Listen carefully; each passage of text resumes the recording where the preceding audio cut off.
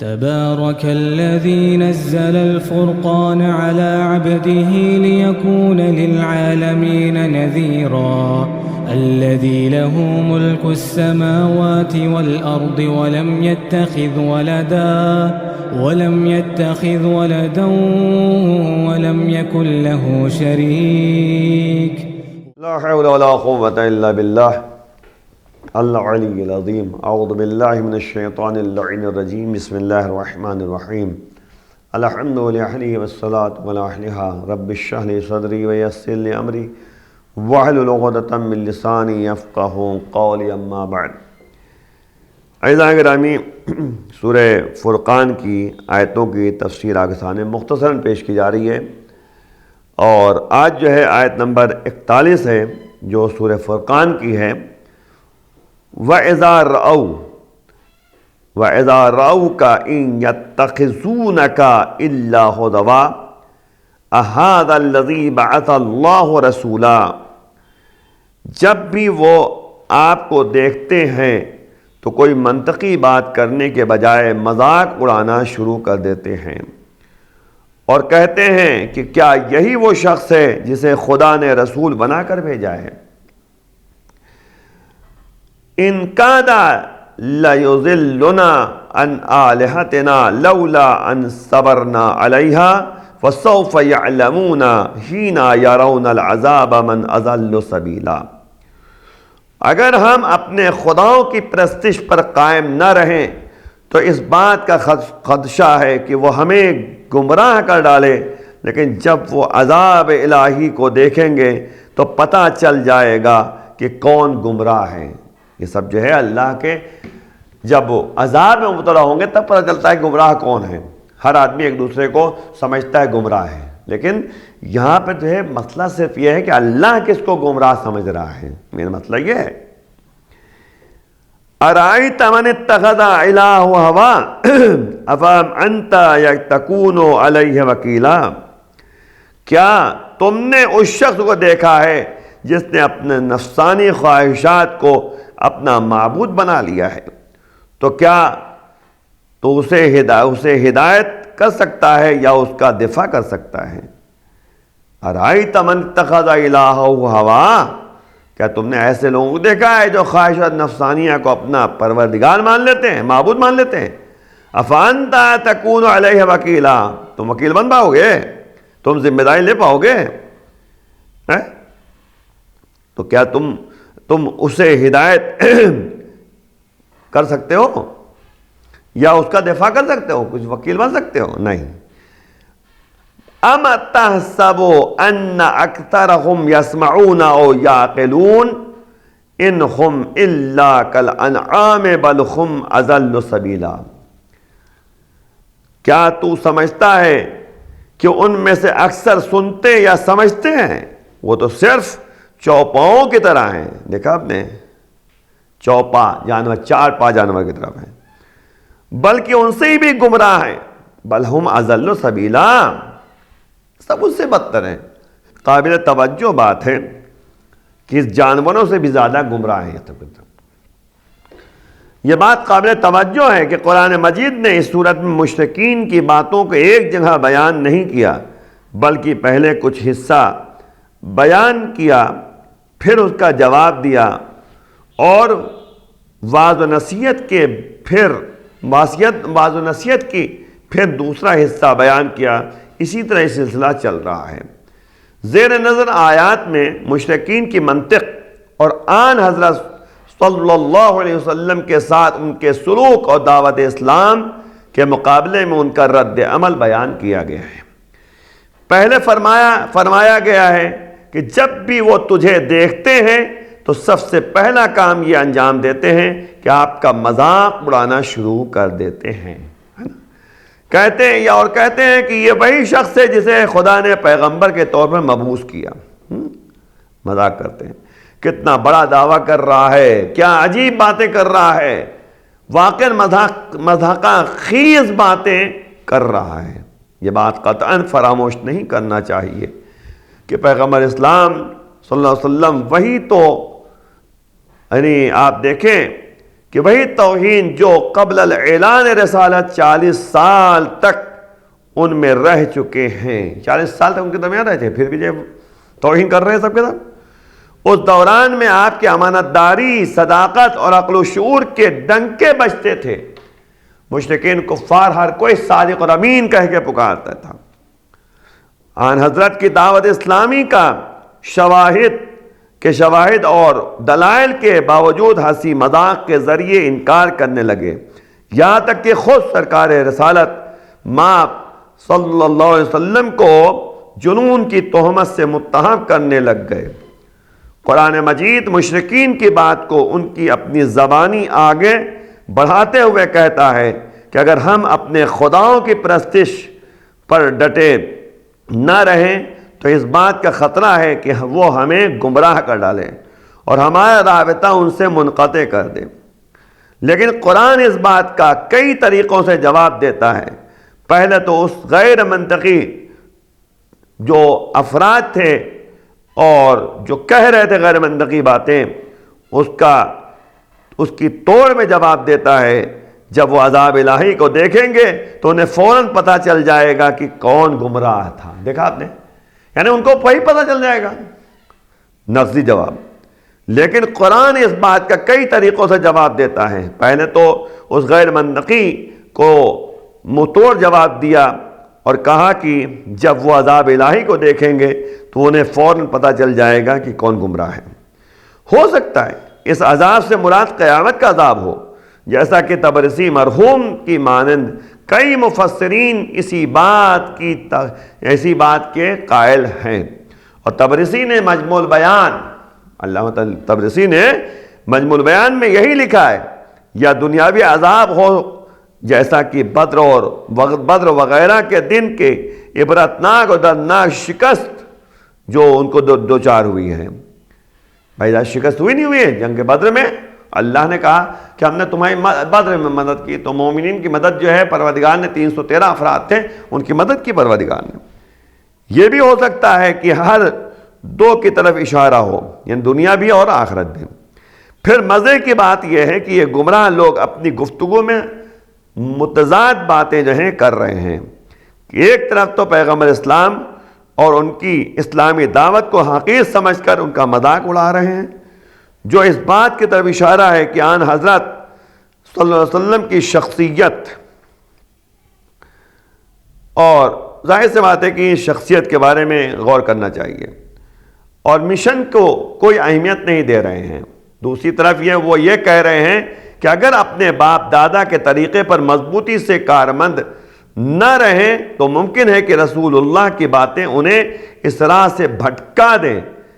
اس سے معلوم ہوتا ہے کہ وہ آپ کی باتوں کو اہمیت دیتے تھے، لیکن وہی مسئلہ ہے کہ اور آپ کے کام کو نہایت ہی سوچے سمجھے منصوبے کے تحت اہم اقدام تصور کرتے تھے، اور اس طرح کی پریشان خیالی اور تضاد گوئی اس پہ یعنی صرف فرق یعنی کہیے ان بے دین کہیے آپ، وہ بت پرست حضرات کہیے ان کو، ہے نا، بت پرست لوگ کہیے اور متکبر کہیے، ہٹ دھرم کہیے، گروہ سے بعید بھی نہیں ہے۔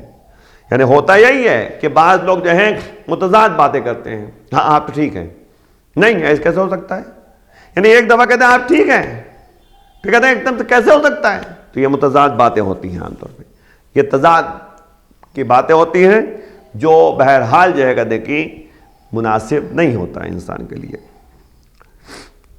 اور آپ دیکھیں کہ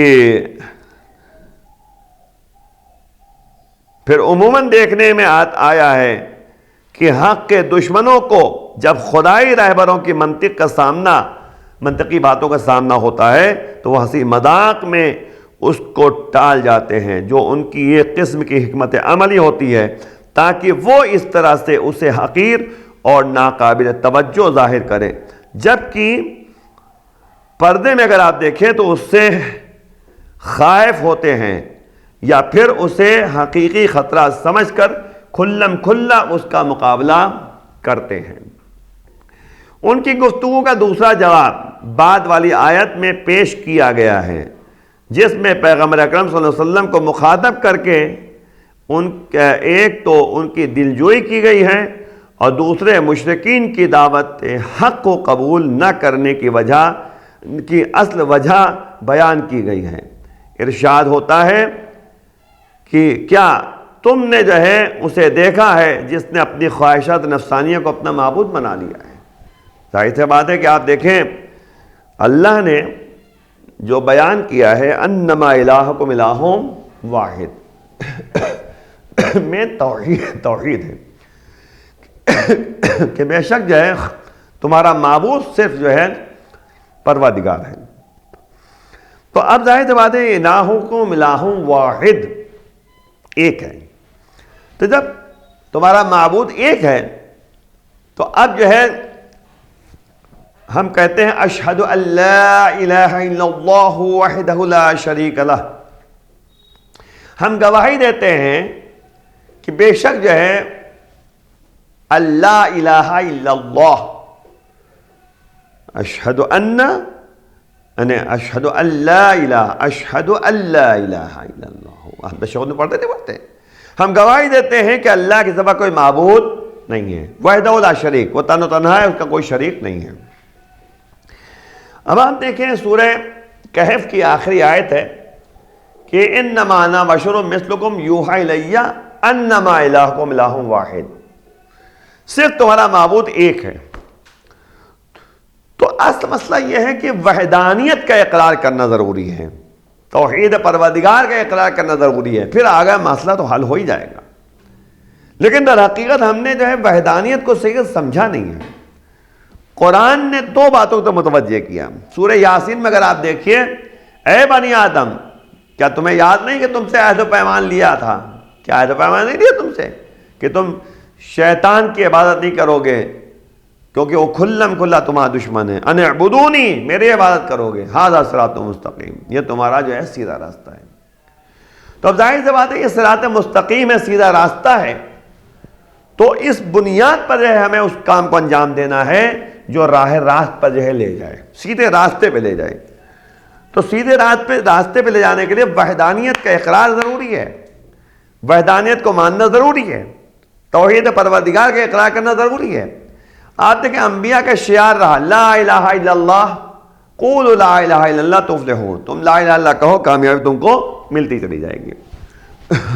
ہر نبی کا شعار تھا، ہر نبی کا پیغام تھا، لا الہ الا اللہ کہو کامیابی تم کو ملتی چلی جائے گی۔ تو اب در حقیقت جو ہے وحدانیت پروردگار کے اقرار ضروری ہے۔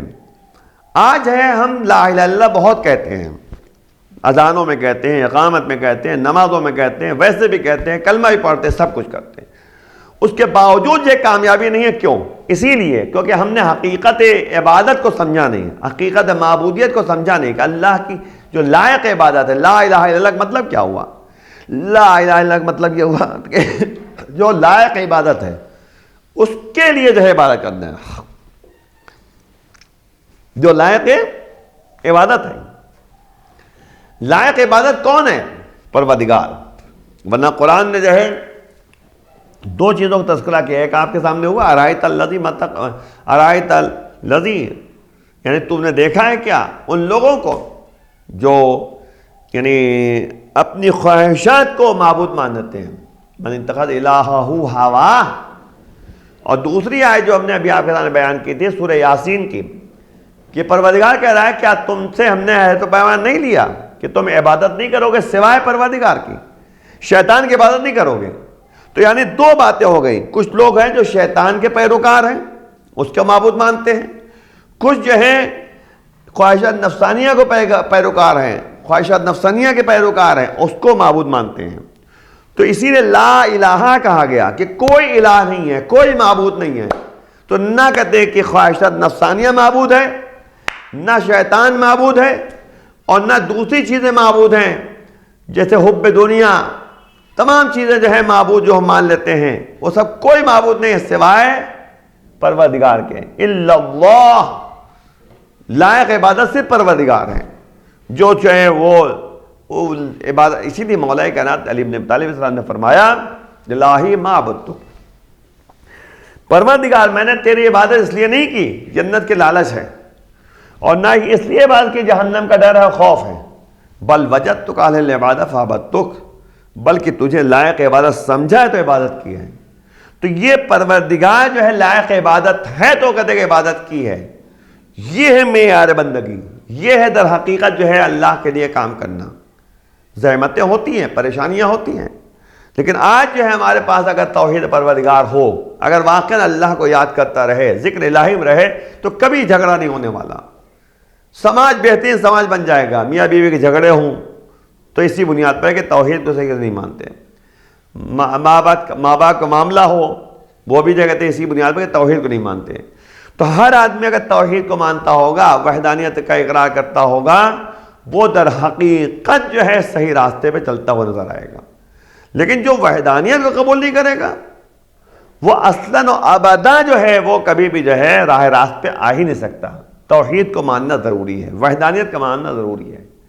لا الہ الا اللہ جب ہم کہتے ہیں تو لا الہ الا اللہ کو مانیں بھی ہم، کیونکہ توحید پروردگار ہے۔ اب آپ دیکھیں مولا کائنات کی پوری زندگی توحید میں تھی، وحدانیت پروردگار کے لیے خلوص کے ساتھ، ہر امام کی زندگی یہی رہی۔ معمولی بات ہے، جنگ خندق میں جو ہے مولا نے جو ہے اسے زیر کر دیا اور تلوار سے قتل کرنا چاہتے ہیں، اسے لعب دہن پھینک دیا۔ کون اتنا بڑا آدمی ہے جو ایسے وقت میں جو اسے چھوڑ دے؟ لیکن نہیں، یہ علی کی زندگی ہے۔ فرمایا چھوڑنے کے بعد جب کسی نے پوچھا کہ مولا آپ نے جو ہے دشمن کو چھوڑ دیا، کہا کوئی بات نہیں۔ کیوں چھوڑا؟ اس لیے کیونکہ جب اس نے لعب دہن پھینکا ہے تو میرا نفس شامل ہو رہا تھا، میں نہیں چاہتا کہ اللہ کے کام میں میرا نفس شامل ہو جائے، میرا نفس شامل ہو جائے۔ تو نفس سے یعنی یاد رکھیے گا صرف اور صرف پروردگار کے لیے کام انجام دینا مقصد تھا۔ اتفاق سے اس آیت کی شان نزول کے بارے میں مفسرین نے ایک روایت بیان کی ہے جو ہمارے اس مدعا کی تائید کرتی ہے۔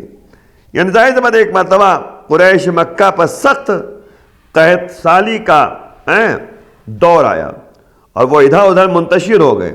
کچھ لوگ ایسے تھے جو کسی خوبصورت پتھر یا کسی اچھے سے درخت کو دیکھ لیتے تھے، اس کی پوجا پاٹ کرنا شروع کر دیتے تھے۔ اگر وہ پتھر ہوتا تو اسے سعادت کی چٹان کا نام دیتے، اس کے لیے قربانی کرتے، قربانی کے خون سے اسے رنگین کر دیتے، حتیٰ کہ اپنے جانوروں کی بیماری کے لیے دوا بھی اسی سے طلب کرتے۔ تو اب ظاہر سی بات ہے کہ یہ تمام چیزیں جو ہیں قابل غور ہیں کہ کس طریقے سے جو ہے ان لوگوں نے، ایک دن اتفاق یہ ہوا کہ ایک عربی اپنے اونٹ اس پتھر کے پاس مس کرنے اور برکت حاصل کرنے کی غرض سے لے آیا، لیکن اونٹ بھاگ کر جنگل کو چلے گئے، بھاگ گیا اور ادھر ادھر منتشر ہو گئے۔ اس نے کچھ اشعار پڑھے جس کا مفہوم یہ ہے، میں سعادت کی چٹان کے پاس اس غرض سے آیا تھا کہ وہ ہمارے اندر موجود انتشار کو دور کرے، لیکن اس نے تو ہمارے اجتماع میں انتشار پیدا کر دیا۔ سعادت کا یہ پتھر کیا ہے؟ زمین کی طرح کا پتھر کا ایک ٹکڑا ہی تو ہے جو نہ تو انسان کو گمراہی کی طرف لے جا سکتا ہے اور نہ ہی ہدایت کے راستے کی طرف۔ دیکھا آپ نے، ایک اور عرب نے دیکھا کہ اس پتھر پر لومڑی پیشاب کر رہی ہے تو اس نے یہ شعر پڑھا، کیا وہ چیز بھی معبود ہو سکتی ہے جس پر لومڑی پیشاب کرے؟ یقیناً وہ چیز ذلیل ہے جس پر جو ہے لومڑیاں پیشاب کریں۔ تو یہ تمام چیزیں اوپر والی دونوں تفسیروں میں کوئی تضاد نہیں ہے، کیونکہ بت پرستی پیداوار ہی خرافات کی ہے، یعنی خرافات کے ذریعے تمام چیزیں پیدا ہوتی ہیں۔ جو خواہشات نفسانیہ کی ایک قسم ہے، کسی دلیل و منطق کے بغیر مختلف جو چیزیں لوگ معبود مان لیتے ہیں کا انتخاب بھی خواہشات کی تکمیل کا ایک حصہ ہے۔ ہوا ہوس کے سلسلے میں نکات یعنی کہ بحث میں تفصیل سے روشنی ڈالی جائے گی انشاءاللہ کہ خواہشات نفسانیہ کو کیسے انسان معبود مان لیتا ہے۔ آخر میں قرآن مجید اس گمراہ گروہ کے اعتراض کا تیسرا جواب یوں بیان کرتا ہے، آیا تو سمجھتا ہے کہ ان میں سے اکثر لوگ سنتے یا سمجھتے ہیں، اور ظاہر سی بات ہے کہ وہ چوپایوں کی مانند ہیں بلکہ ان سے بھی زیادہ گمراہ ہیں۔ چارپا جانور کے پاس عقل نہیں ہے لیکن شعور ہے، تھوڑا سے اسی طرح سے کام کرتے ہیں، لیکن انسان کے پاس عقل ہے لیکن استعمال نہیں کرتے۔ یعنی اے پیغمبر، آپ اگر غور سے دیکھیں تو ہرگز پریشان نہ ہو، کیونکہ یا تو انسان کے پاس اپنی عقل ہونی چاہیے جس سے وہ سوچ سکے اور یعنی یعقلون کا مصداق بنے، اگر اس کے پاس اپنی عقل نہیں تو دانشوروں اور صاحبان عقل کی باتوں کو سنے اور یسمعون کا مصداق قرار پائے۔ لیکن یہ لوگ جو ہیں نہ تو پہلے زمرے میں آتے ہیں یعقلون میں، اور نہ ہی جو ہے دوسرے زمرے میں آتے ہیں یسمعون میں، اور چوپایوں میں سے چارپا جانور میں کوئی فرق نہیں ہے ان کا۔ جیسے وہ نہیں سنتے، وہ نہیں سمجھتے، ویسے یہ بھی نہیں سمجھتے نہ سنتے ہیں، اور ظاہر سے بات فرق نہیں ہے۔ اور چوپایوں سے سوائے چیخنے اور چلانے اور لاتے مارنے اور غیر معقول کام کے اور توقع ہی کیا کر سکتا ہے؟ کوئی نہیں کر سکتا۔ یعنی آتے ہیں جانوروں کو جب ہکایا جاتا ہے، ڈانٹ کے پھٹکار کے ہکایا جاتا ہے، تو انسان جو ہے اگر واقعاً عقل مند نہیں ہے، سننے والا نہیں ہے، تو اس کو سوائے ہے کہ جو ہے جانوروں کی طرح جو اسے برتاؤ کیا جائے، اس سے برخود کیا جائے، اس کے علاوہ کچھ حاصل نہیں ہو سکتا ہے۔ اب یہاں دیکھیں ایک آخری بات، قابل توجہ بات یہ ہے کہ قرآن نے یہاں پر اکثرہم کا لفظ استعمال کیا ہے اور حکم کو عمومیت نہیں دی ہے، کیونکہ ہو سکتا ہے ان میں سے کچھ فریب خوردہ لوگ ہوں، جب حق ان کے سامنے آ جائے تو ان کی آنکھوں کے آگے سے غفلت اور تکبر کی جو ہے وہ حیثیت جو ہے ختم ہو جائے، اور پھر وہ اپنے خدا کی طرف جو ہے پلٹ آئیں، غلط فہمی کے پردے ہٹ جائیں اور وہ حق کو قبول کر لیں۔ اور یہ بات قرآن کی بحثوں میں اصول عدل کے لحاظ سے دیکھا جاتا ہے کہ اللہ کی عدالت کا جو ہے تقاضا یہی ہے کہ انسان کو تھوڑا مہلت دی جائے، اور اسی لیے پروردگار نے اکثر کا لفظ استعمال کیا کہ زیادہ تر لوگ ایسے ہیں، یعنی کچھ ایسے لوگ ہیں جو غفلت ہے، ہو سکتا ہے حق آ جائے تو ان کے غفلت کا پردہ ہٹ جائے، ہے نا، اور خواہشات کا پردہ ہٹ جائے اور راہ راست پہ آ جائیں۔ جس طرح سے آپ دیکھیں جناب حر کے سامنے ایک بات تھی کہ حر نے امام حسین صاحب کو راستہ روکا نا، لیکن امام حسین السلام نے ان کو پانی بھی پلایا، ان کے لشکر کو پانی پلایا۔ امام جانتے تھے کہ ہو سکتا ہے حق سامنے آ جائے تو یہ راہ راست پہ آ جائے، اور وہی ہوا کہ کربلا کے میدان میں جناب خر نے جب دیکھا کہ حالات جو ہے ایسے ہیں تو انہوں نے ہاتھوں کو جوڑ کر جو ہے اور آنکھوں پٹی باندھ کے جو ہے امام حسین السلام کی خدمت میں آئے، اور آنے کے بعد جو ہے امام سے معذرت اور یعنی معافی طلب کی، توبہ کیا، اور نتیجے میں جو ہے خر علیہ السلام قرار پائے۔ آخر میں دعا کرتے ہیں پروردگار بحق زہرا وابیہ وبال و بنیہ ہم سب گناہوں کو معاف فرما، ہمیں اس راستے پہ جا جو وحدانیت کا راستہ ہو، توحید کا راستہ ہو۔ تو یاد رکھیں کہ ان تمام باتوں میں آج کی گفتگو میں یہ بات ہے کہ توحید کو پیش نظر رکھیں، اللہ سے مانگیے، اللہ سے طلب کیجئے، اللہ کے لیے کام کیجئے۔ اذکرونی اذکرکم، اللہ کہہ رہا ہے تم مجھے یاد کرو صحیح، میں تمہیں یاد کروں گا۔ تو اس لیے پروردگار کے بارگاہ میں دعا ہے، پروردگار بحق دہرا وابیہ وبال و بنیہ شیعان ذکر محبان بیت جہاں بھی ان کی عزت و جان و مال کی حفاظت فرما، امام کے آوان انصار میں شمار فرما، امام کے ظہور میں تاجر فرما۔ وآخر دعوانا الحمدللہ۔